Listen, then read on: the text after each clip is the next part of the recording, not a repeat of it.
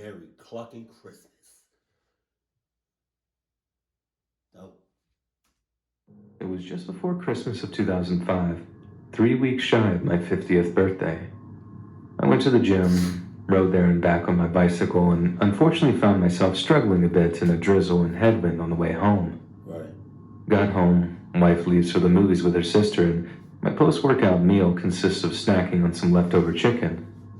But right as I'm stuffing my face, I noticed this dull, unusual pain in my chest. Okay. Felt like indigestion, and since I suddenly wasn't hungry anymore, I figured that's exactly what it was. Sure it's not a heart attack? Yeah, within a few minutes, the pain got more intense and spread through my upper chest, and I know enough from movies and TV shows that when your left arm goes numb and you get those sharp chest pains, you're in a lot of trouble. Yeah. First, I called 911. After that, I called my wife. EMTs were at my house in a few moments, and they got me on the sofa and began working on me. Jesus. I began to feel very tired, like I wanted to close my eyes and sleep, but the EMT kept telling me to stay awake. I closed my eyes for what I thought was a moment. I just couldn't help it. And the next thing I know, I was on the floor, and an EMT was kneeling alongside me with the defib paddles in his hands. I had flatlined due to my heart working. Is that chest compressions? Is that chest compressions? I watched this YouTuber named Dr. Mike. Chest compressions, chest compressions, chest compressions. Oh my God, he does not like chest compressions. Chest compressions, chest compressions, chest compressions. Too fast, and I later learned was down to a 90% blockage in my artery. Damn. This happened at least 3 more times at the hospital before I was stable enough to have a cardiologist get me in an OR and insert a stent. Apparently, they called that the Widowmaker or something. What? As only like 1 in 10 men of my age group survive it. So, the fact that I'm still here is apparently nothing short of a miracle. I spent the next 3 days lying in a hospital bed, and after I was sent home, I spent another 2 weeks recovering in my own bed, followed by almost 3 months of cardiac physical therapy. Oh, damn. I've recovered well and am pretty healthy 64-year-old today. I take a number of maintenance meds and... I'm not gonna lie. Santa Claus scared the shit out of me. I fought hard to keep my weight down and eat correctly. But I suppose what I really want to say And the snowman. is that I don't recall going down before being shot back. It's like you don't know what's happening. When I came to, it was like waking up from a deep nap. But it's the nearest to death I've ever been, and although I don't wish to get that close again, there came a sense of peacefulness that I just wasn't expecting. And ironically, that's what creeps me out the most. And then you're gonna go right back to some greasy ass chicken. Oh my God, you're gonna be back in the hospital. Cluck. You. When I was a kid, I witnessed a neighbor murder his wife on Christmas Eve. Damn. I was still at that age where I actually believed in Santa, so when my mom and dad put me to bed, I stayed up and stared out the window, hoping to catch a glimpse of him landing on the rooftops in our neighborhood. It didn't take long before I realized that I could see into my neighbor's bedroom. It was dark, and all I could see was the shape of a sleeping person, covered in a duvet, lit up by the light of a nearby TV. Not exactly Skinamax, I'm sure you'll agree, so I didn't feel too guilty about it, and I kept on looking out for Santa's magic sleigh. Suddenly, there was movement in the bedroom across the way, and I looked in time to see my neighbor walking in on his sleeping wife. I tried to pry my attention away from the bedroom as he moved towards the bed, but then it's... You know you on some cluck shit because why you don't got no curtains, no blinds, no shades, no nothing. Your window is just wide the hell open. You know, like, come on. He not scared of nothing. quickly drawn back when I see fast, violent movements in the light of the TV. In the low light, it just looked like my neighbor was hitting his wife. And I know that's bad enough, but all I could see were these downward moving blows and nothing else. So as distressed as I was, all I told my mom and dad when I ran downstairs was like, I think the neighbor's beating up the neighbor mom. My dad just bolts upstairs, figuring I'd seen something from my bedroom window. We went up to check it out, but by that time, someone had drawn the curtains. My dad asked me if I hadn't just had a bad dream, but I swore to him that I'd been awake and on the lookout for Santa. I then repeated everything I'd seen in exact detail, and by that time, Mom was listening too. When I finished, Dad and Mom gave each other a look. You know, one of those mom and dad concerned looks that's like an entire conversation within a silent word spoken. Then, my dad kneels down and asks me something. Buddy, are you sure that's what you saw? Yes, Igor. Because we could get in a lot of trouble if that's not true. But again, I'm not totally... Yes! Get off me, mama. Yes! My God, yes, I saw what I saw. My eyes is peeled to hell open, talking about looking for Santa Claus. And I promise you, Dad, if I see Santa Claus, I'm collecting them up on sight. Insistent that I saw what I saw. And I didn't find out what happened immediately after that until quite a while later. But as I was actually drifting off to sleep, Mom and Dad were downstairs having a very tense but quiet conversation.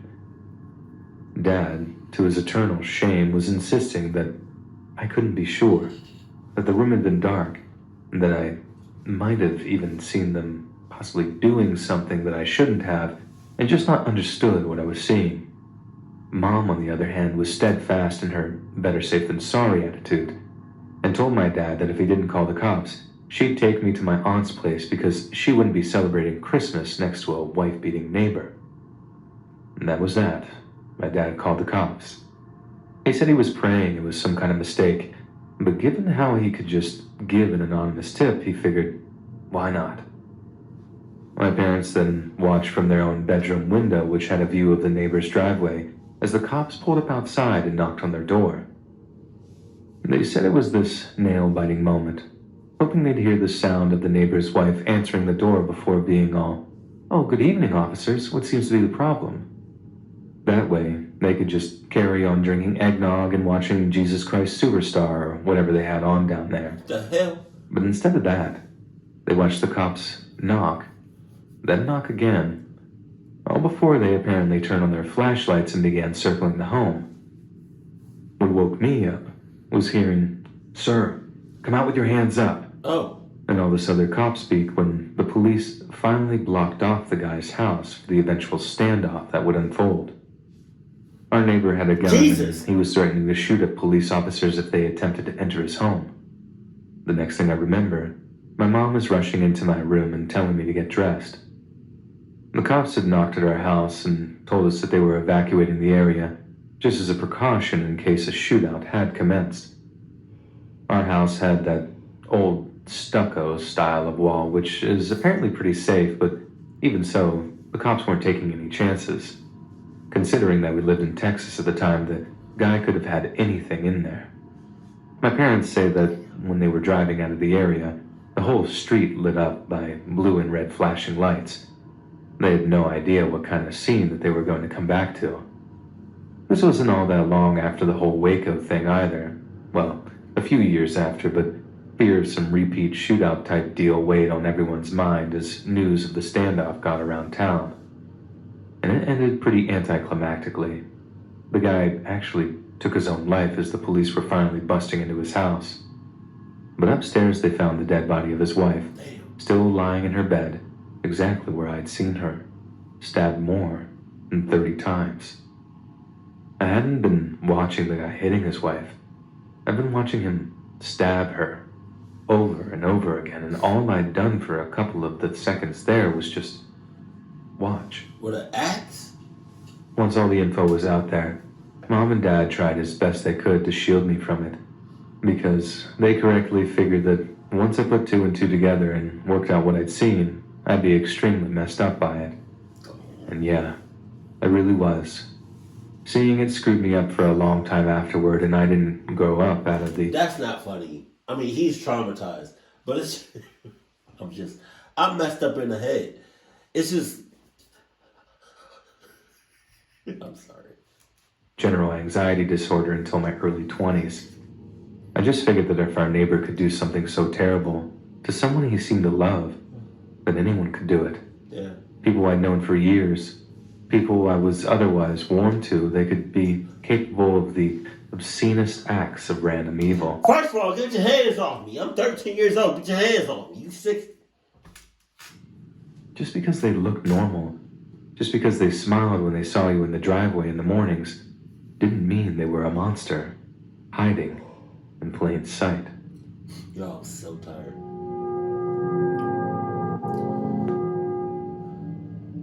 Back when I was a kid, You can relax with all this Santa Claus and snowman, please. Please. I'm getting, yeah. me and all my brothers and sisters would sleep in the basement on Christmas Eve to give Santa, i.e. our parents, enough space to arrange all of the presents under the Christmas tree. One night, I remember noticing that there was a lot of noise coming from outside on the street, but we couldn't see or anything because there was snow covering the windows. Suddenly, our mom came downstairs and told us not to come upstairs until she told us. Not long after, we heard sirens and saw police lights reflecting in the snow. Damn. But this was kind of a rough neighborhood, so it wasn't like a few emergency vehicles were going to make our ears prick up. There was a lot of commotion that we couldn't see, but we were so excited that it was Christmas Eve that we just didn't pay it any mind. Then, the next thing we know, my dad is walking down the stairs followed by none other than Santa Claus himself. We all just freaked out. I heard you had to line up for hours at the mall if you wanted to meet Santa. Hell no. I'm doing more than freaking out. If I ever see Santa Claus, either that or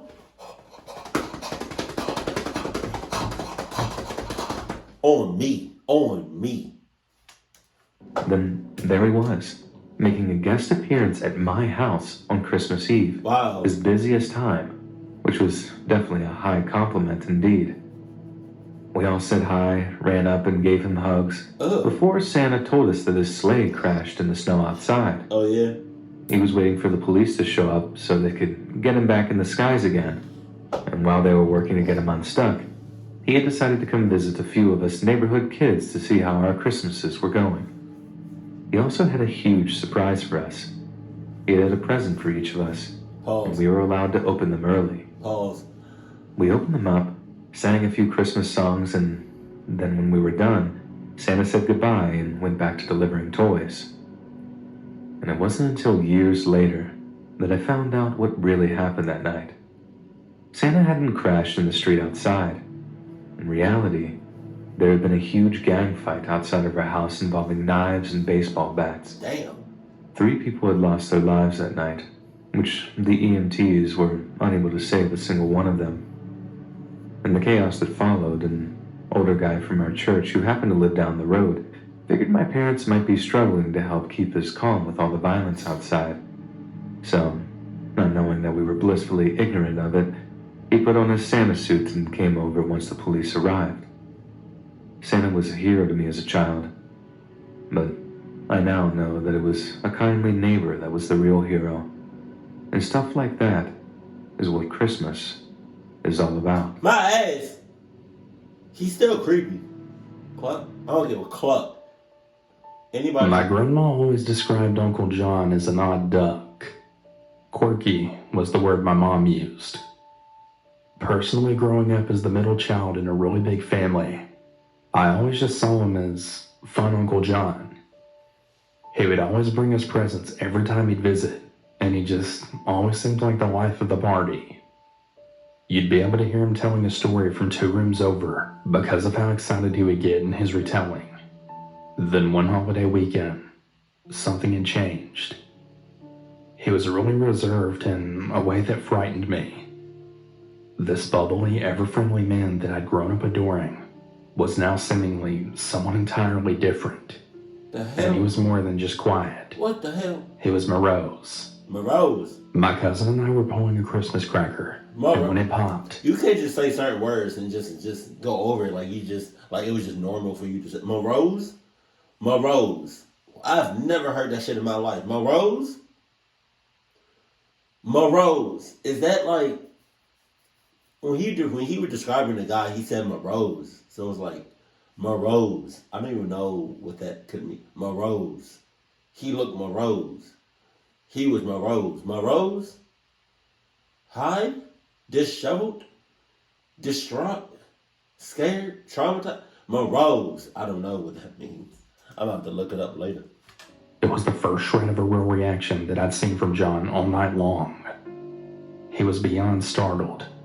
He was shook up and screaming his lungs out. Ugh, what the hell? Near inconsolable for a few minutes. And then in a flash, just as quickly... I don't understand how he's still in the house. Because how do you go from 2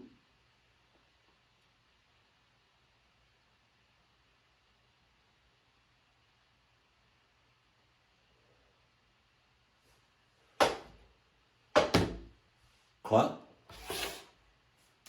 It started.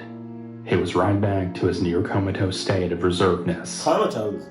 Later on, when all of my relatives were getting ready to head home after the evening's festivities, I overheard my parents whispering between themselves in the kitchen. My mom saying things like, "It wouldn't be right to send him off back to his motel room.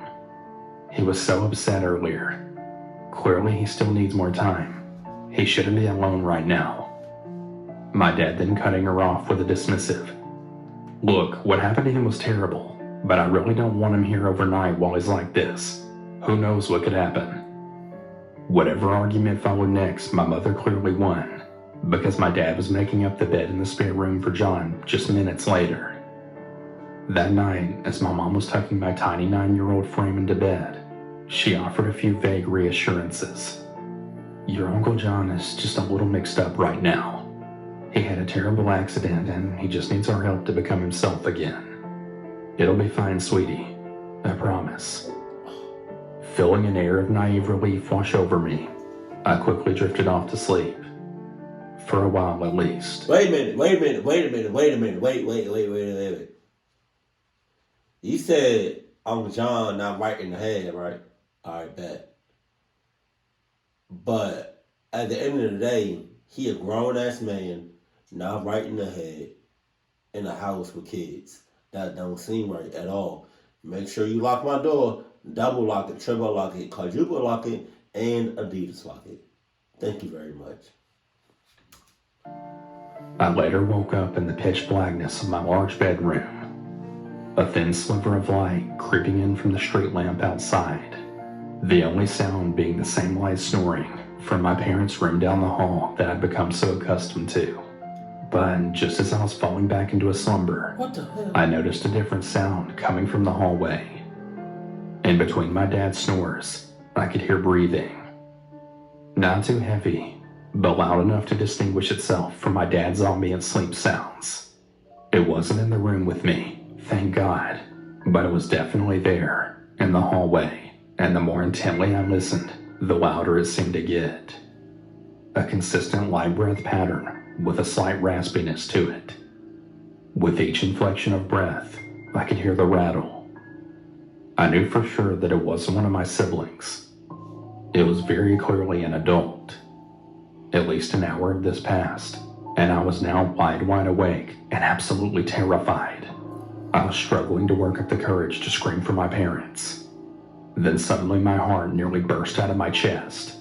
Whatever was in the hallway darted from its place in the center between mine and my parents' room, then down the stairs and out the back door, slamming it hard behind itself. This commotion was more than enough to rouse my mom and dad, and they quickly got up to investigate. My mom bursts in and then immediately begins questioning me when she sees I'm awake too.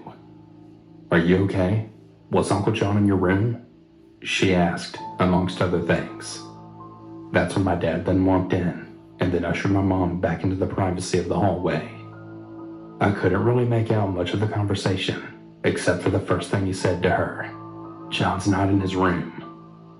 Uncle John was missing for about 4 hours. In the early morning, my dad ended up finding him at the bottom of a steep ravine, a short walk away from our property. He was wedged deep in a crevice, feet pointing up to the sky, with his head crushed in between two tight rock formations. Jesus. Barely recognizable, if not for the fact that he was wearing the same clothes, minus a slipper and a long strip of leg material from the PJs my dad had loaned him the night before. The theory from investigators is that he had ran from the house in distress, then wound up at the cliffy rock side above where he was found, and tripped off without seeing the ledge in the darkness, then tumbling headfirst into the murky rocks below.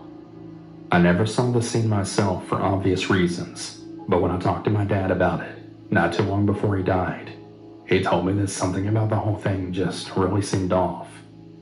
Besides the fact that it was a bloody mess, John was wedged in this crevice in a way that just really didn't seem natural at all, as in that it would have been very difficult to fall from the cliffside right into the ravine and land head first with enough accuracy to make the small gap in the rock formation, especially in the dead of night and a confused days after having recently suffered severe head trauma from a car accident.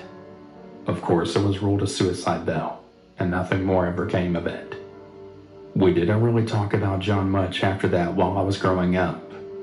Whenever I bring him up, my mom would always say that he joined the army or found work abroad, or whatever other excuse she could think up on the fly. Her answer was never the same.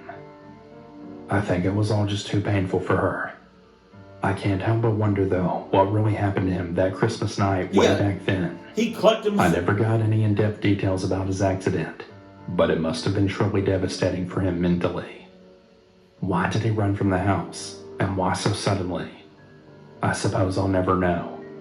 I can't help but think about him though, especially when I wake up in the middle of the night to be met with a deafening silence in the pitch black, listening for the breathing in the hallway. He was on some shit.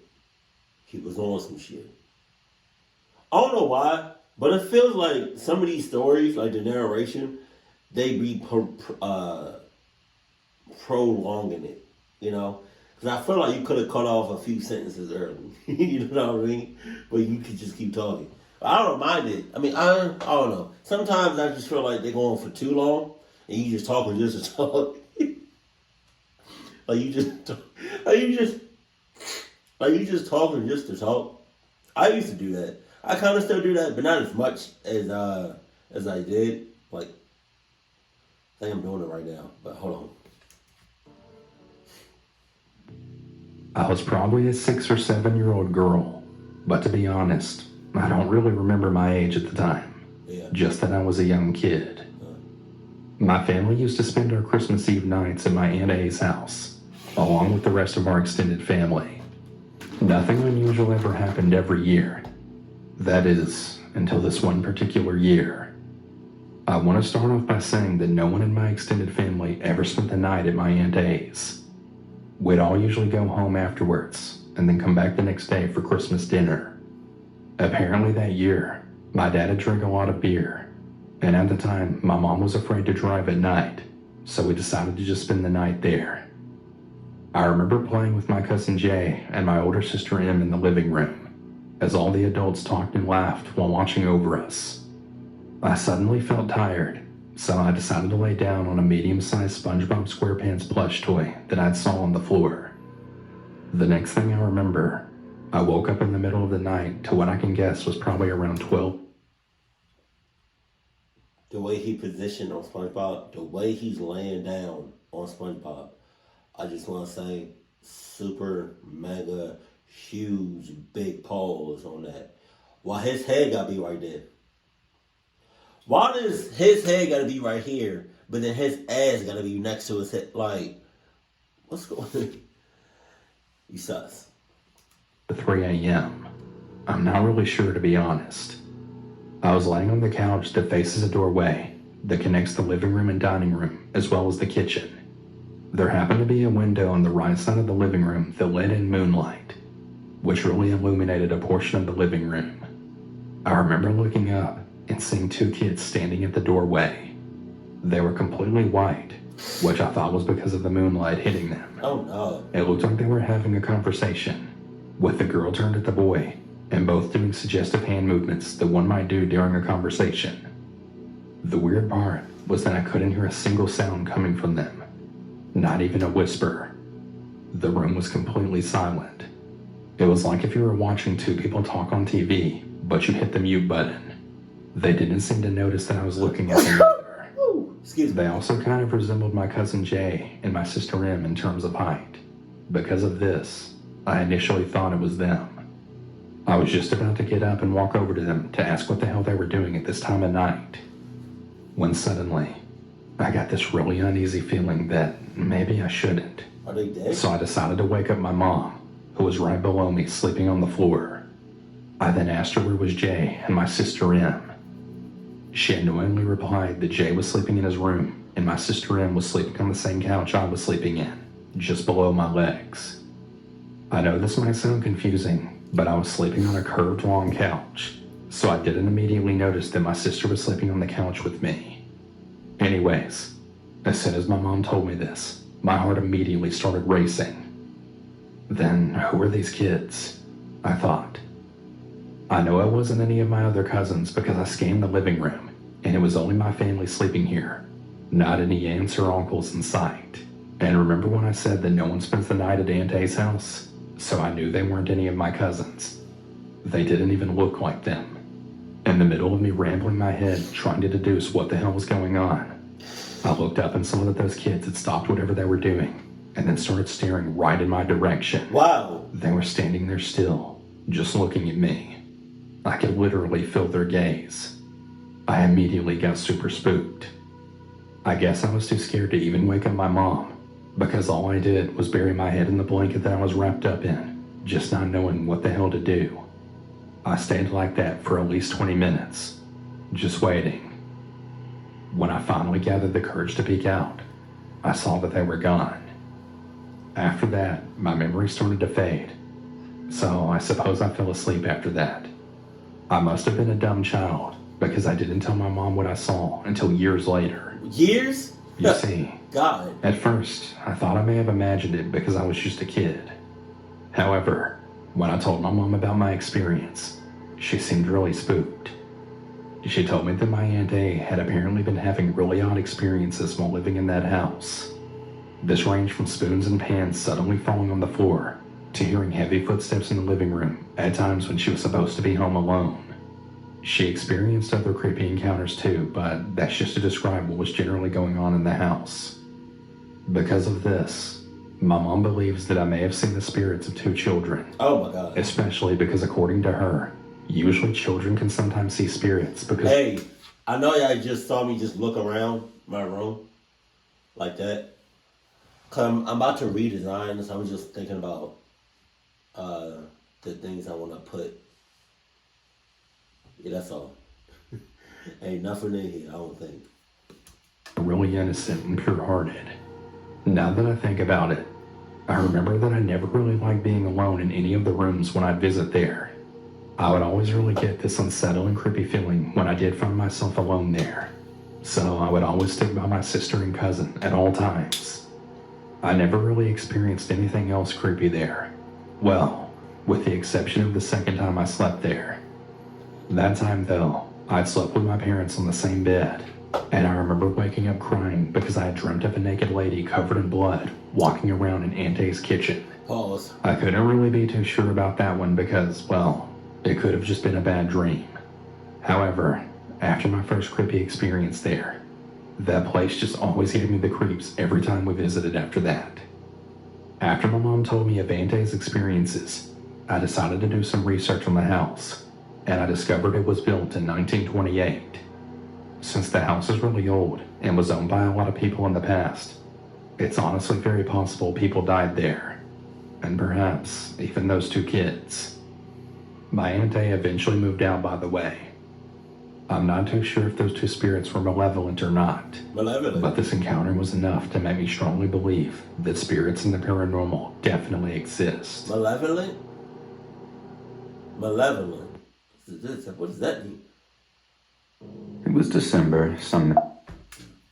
I'm about sick and tired of these kids sitting on Santa Claus's lap. You know? I'm really getting sick and tired of Santa Claus enjoying these kids sitting on his lap. Has Santa Claus always been a man? Like when you go to the mall or whatever and you see Santa Claus, is Santa Claus always a man? It's a bit sexist. I'm sorry. I don't know why I took it there, but I'm sorry. Years ago, I somehow found myself doing shoots for one of those get your picture taken with Santa things. For the most part, I just took the money for the pictures and everyone else did the rest. It wasn't exactly the most exciting thing. Without going into too much detail, I'll just say that when it came to an end, I think I was more excited for that than I was my own high school graduation. There's a lot of reasons. Things like screaming children, the ironic teenagers who had a tendency to mess with the setup, you name it.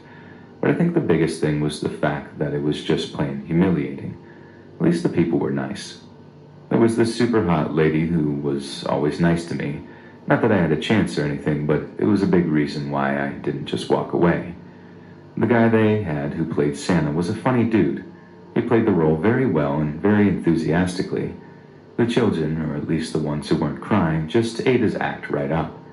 In a lot of ways, I kind of admired the man. On breaks, I would usually smoke with him in the back entrance. One time, I asked him what his secret was.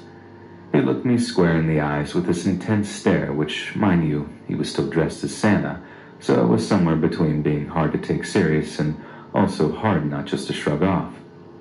Drugs, he said flatly. Get off me. Then he held the look just long enough to make it extremely awkward. Finally, he burst into laughter. It was hard not to laugh with him. The guy had one heck of a sense of humor. So one day, he pulls a no-call, no-show. I get in and everyone is freaking out. Usually nobody cared all that much as we all got to go home, but seeing as it was Christmas in a few days, this was when the profit was at its height. Messing with this was not to be taken lightly. 10 minutes into me showing up and they decided I should take the role. I wasn't that old, however, I was pretty fat at the time.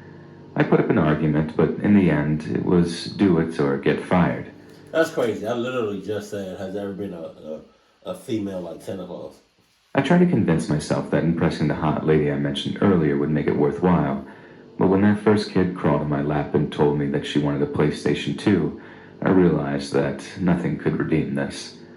About 3 hours into doing this, I noticed a strange man sitting in the food court. He looked older, like his skin was leathery. He looked like... It'd always be them old niggas.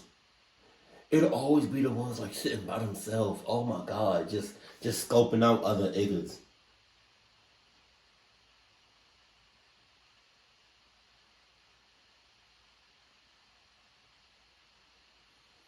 And then you see me on the other side noticing him, looking at other niggas.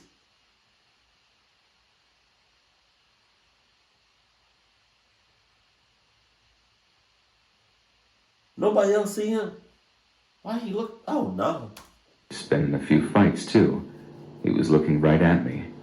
I'm not talking about a bypassing glance either, no. This guy was giving me the stink eye. I tried to ignore him, figuring he'd just go away after a while, but the guy just stayed right there. He wouldn't stop staring at me.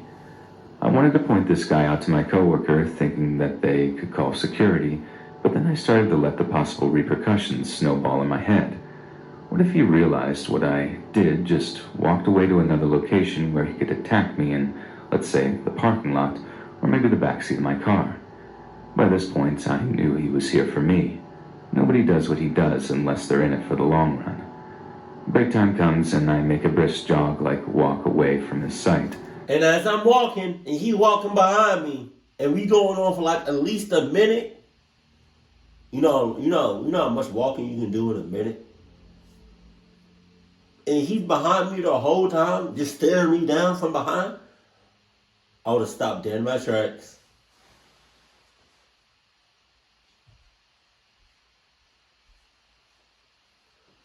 What's up?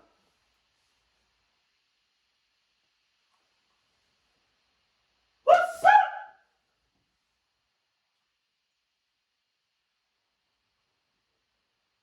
What's up? Nigga.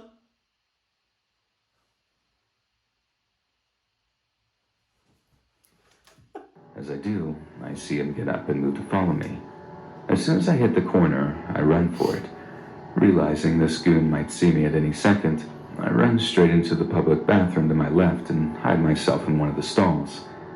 It's about a minute before the door bursts open and the creepy dude runs into the bathroom, slightly out of breath. Okay, wait a minute. So was the first Santa Claus? Okay, we at 2805. Let's go back. Let's go all the way back. Right here. Are these two guys? Because I thought this was a female. But then when you go back to 2805. It's about a minute before the door bursts open. Oh, so are they both guys? Or is the new Santa Claus a female?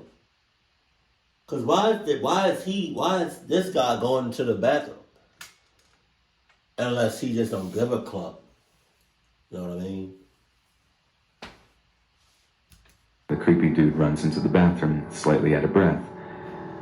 I hold my breath, terrified that if I didn't, the bells on the Santa suit would give me away. Thing is, it's pretty hard to hide when you're dressed like Father Christmas. You see, you got these red pants and these black boots. They're a dead giveaway, especially when you're hiding in a stall where you can see the feet underneath.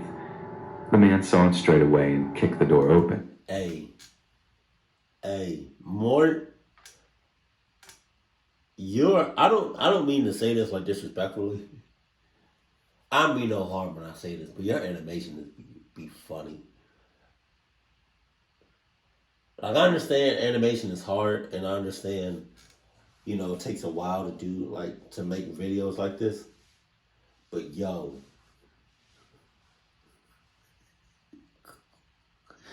I don't even know if he meant to do it like this, but why is he?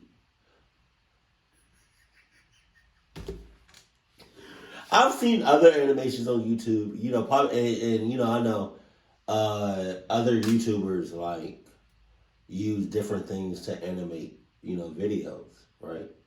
And they look different, and they animate different, and they use other animation software. But man, the neat.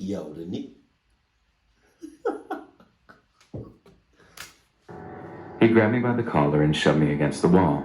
I could tell he was in his late 30s, early 40s maybe. He demanded me to give him the money I owed him. What? Here's the thing. I'd never seen this guy before, not once in my entire life. Why would I owe him money? Did I borrow money from someone recently? Go for the balls. No, that couldn't be.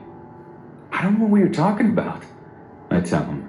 I'm sufficiently freaked out at this point. What did I get myself into? I mean, to an outsider, I'm sure it looks silly. A goon intimidating a Santa in a bathroom. This guy rips my mask right off my face and throws it in the sink. Then he raises his fist to punch me. That'd be crazy as hell. That would be crazy as hell if his white beard was real. You know how bad that shit would hurt? Because even when baby girl tugs on my beard, sometimes it hurt a little bit. But dude, he's in full on rage. He's mad as shit, off the charts. And for a mad, angry, raging person to tug on your beard as if it was fake. If that shit was real, yo, I'm squishing your balls. But before he lets his fist fly, he takes a step back, letting go of me.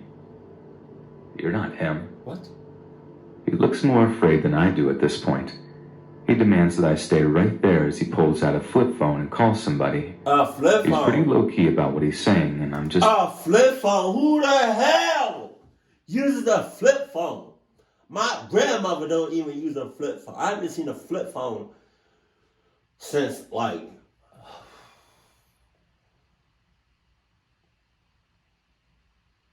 2000.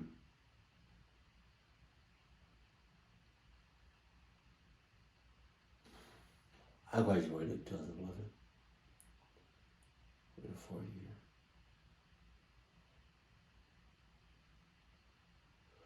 Probably 2006, 2007. Because when did the iPhone come out? YouTube came out in 2005. I'm trying to figure out when the first iPhone came out. Was it also 2005? I forgot. Or was it 2000? I don't know. Point being, I don't remember the last time I even seen a flip phone. Standing there completely nervous. What was just a minute felt like hours to me as the man paced back and forth in the bathroom as I stand there in my beardless Santa outfit. Finally, the guy flips his phone shut and smiles at me. Oh. I see he's got teeth missing. I'll never forget what he said.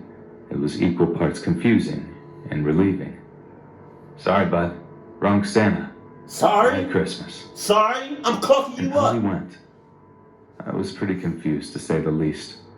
I don't know how I pulled off the rest of that Santa shift, but apparently not all that great. My boss kept reprimanding me for seeming too nervous.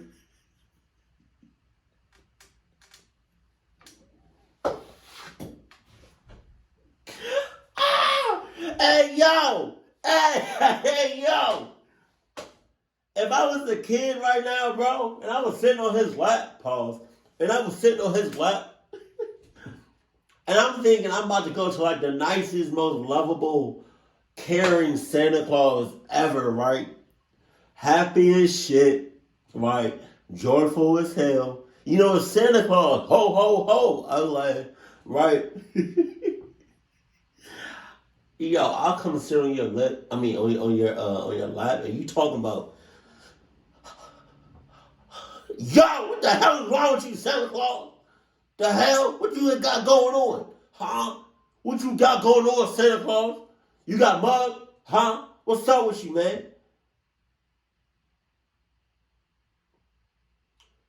Mrs. Santa Claus didn't give you none.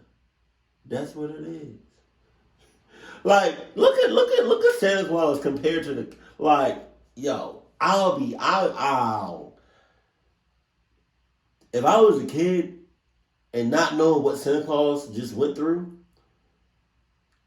hey, yo, I'd be freaking the hell out. I'd be so scared. And not being cheerful enough. Later that night, it all seemed to come together to me. The Santa who banged in, he was the one they were after.